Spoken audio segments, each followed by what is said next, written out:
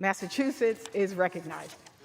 Yeah, so, Madam Speaker, let me just say to my colleagues, this is kind of pathetic. It's a non-binding resolution that does nothing and I guess attacks immigrant parents who are involved in local school boards, I guess. But, I mean, really? I mean, this is your response to what is happening all across this country in terms of the attacks on voting rights? The bills we're talking about bringing to the floor, let me just tell you some of the things it does.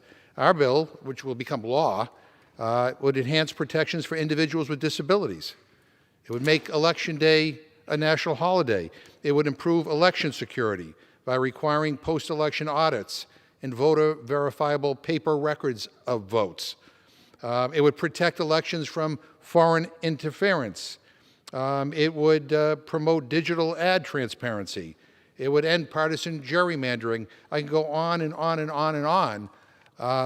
But the difference here is that I think we recognize, and I think, unfortunately, this has become a partisan issue, because I think there are a lot of independent voters and Republican voters across the country who are concerned, like Democrats in the House are, about the attacks on voting rights. I mean, the idea that we have one state that passed a law that said it's going to be illegal to give people water who wait in a line to be able to cast their vote, and we know in some states people have to wait for hours and hours and hours to vote, but somehow that would be criminalized, that would be forbidden. I mean, give me a break. I mean, I don't know what the hell happened to the Republican Party.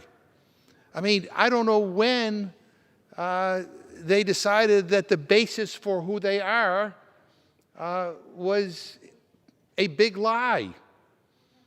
We had an election in 2020. As one of my colleagues pointed out, a lot of people showed up and voted. I mean, the people who voted returned me and returned my Republican colleagues and brought new members to this body.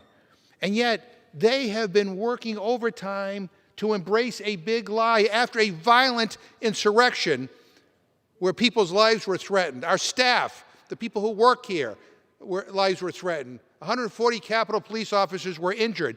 After all of that, they still embrace the big lie and are working to try to nullify the legitimate votes of the people of this country. It is stunning to me. So yeah, to take this, whatever it is, meaningless, non-binding resolution, and I guess maybe you could say you're for something, but it's nothing. It's pathetic. Or we can actually do something about protecting the right of every single person in this country to vote. With that, I reserve my time. The gentleman reserves the gentleman. I would just like to